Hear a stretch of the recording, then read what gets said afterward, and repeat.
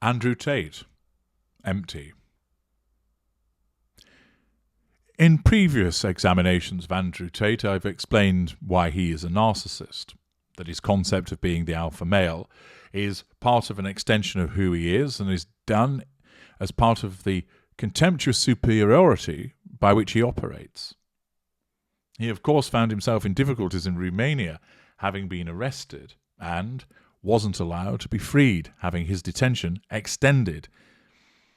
However, Tate has been talking out about it, and as reported by the BBC by Lucy Williamson, the headline reads, "Andrew Tate claims case against him empty."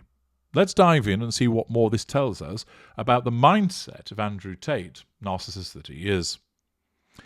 Influencer Andrew Tate said the case against him was empty as he was taken for questioning at Romania's organised crime unit on Wednesday.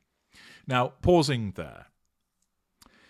There, of course, has been a suggestion that Tate has been involved in some skullduggery, and he hasn't helped himself, which is typical of the collateral consequences of the type of narcissist that he is, a lesser, that by talking about women in the way that he has, talking about the reasons why he moved to Romania, and basically potentially making enemies as a consequence of the showmanship that he engages in by having a fleet of flash cars, giving it the big un in relation to his own abilities, and sitting there with staged photos of showing him with heaps of cash, although on closer examination you will see that the currency is actually Romanian currency. You need shitloads of it just to go and buy a loaf of bread.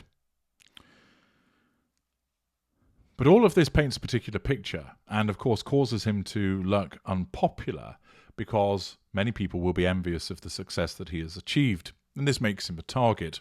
Of course, as an upper lesser, he doesn't care about that. He's bold, he's brash, he puts himself out there.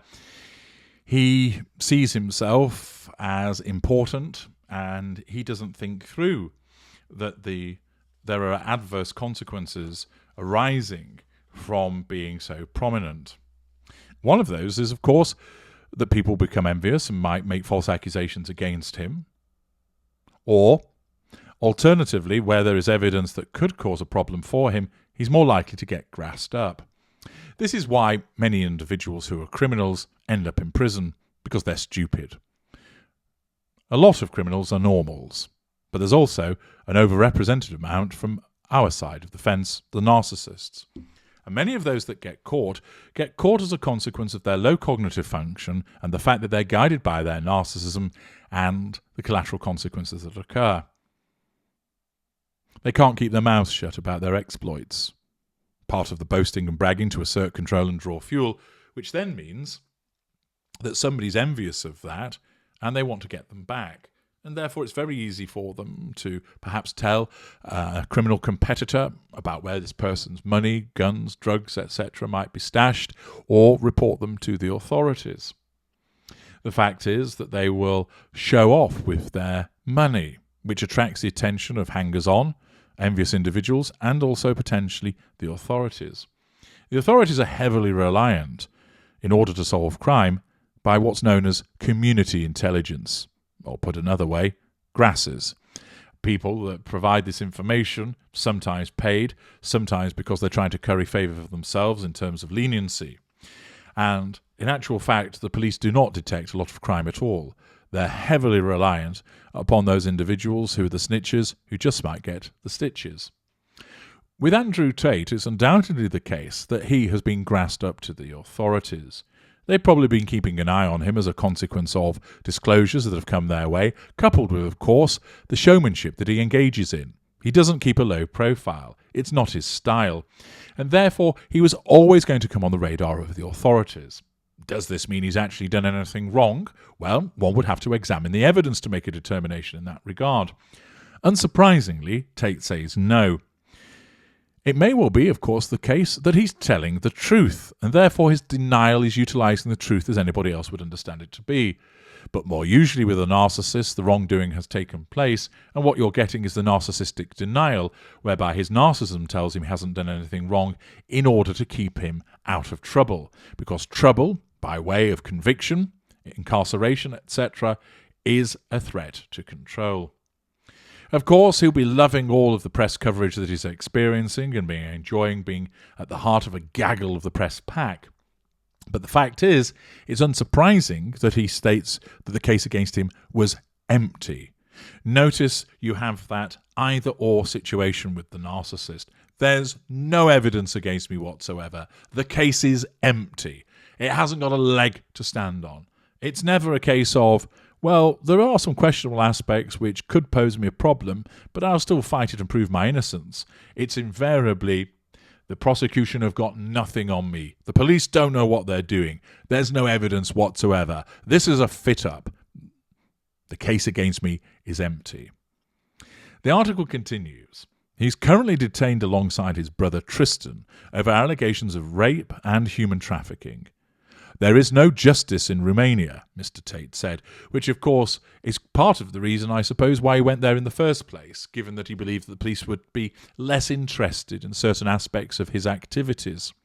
Of course, this is the problem of the narcissist, that on the one hand, a somewhat laissez-faire application of the law in particular areas suits him, because it doesn't mean that he's shackled with culpability or liability, and thus he's free to do what he wants. But by the other token is that when he comes under the scrutiny of the authorities, he then bleats, demonstrating the contradictory nature of the narcissist about the fact that there is no justice. Tristan Tate, his brother, piped up, added that there was no evidence against him. Police have not yet laid any charges against the brothers, who have been in detention since 29th of December. But last week, a judge extended their custody, and that of the 2 Romanian women held with them, until the 27th of February. Prosecutors allege the brothers recruited victims by seducing them.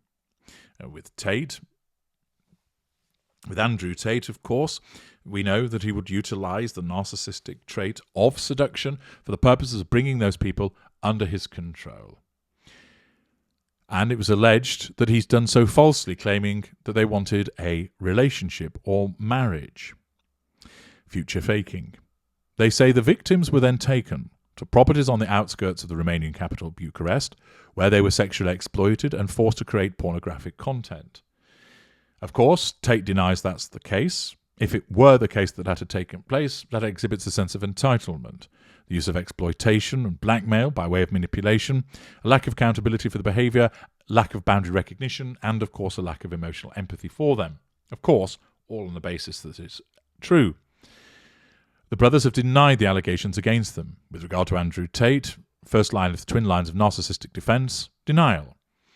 A former Romanian policewoman held with the 2 brothers in custody was also taken for questioning on Wednesday. When asked if it hurt any women, Mr. Tate replied, "Of course not." Denial. "They know we have done nothing wrong," he told reporters.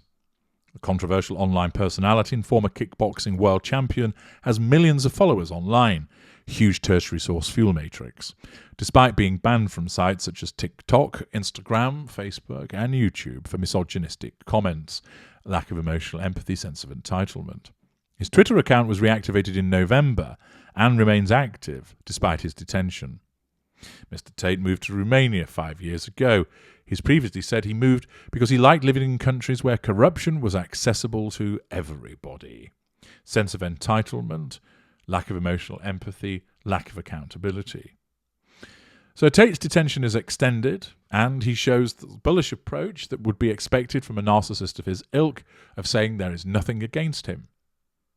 He might be right, but there is at least questionable aspects with regard to his behaviour. It doesn't mean that they're illegal, but there is something there that needs to be investigated and is questionable, and it may well be the case, depending on what evidence comes out, that his are just empty denials, and it isn't the case that's empty against him, but rather his denials ring rather hollow. We shall, of course, remain watching to see what happens next, and also to interpret what's going on and his responses to it through the prism of his narcissism. I'm H.G. Tudor. Thank you for listening.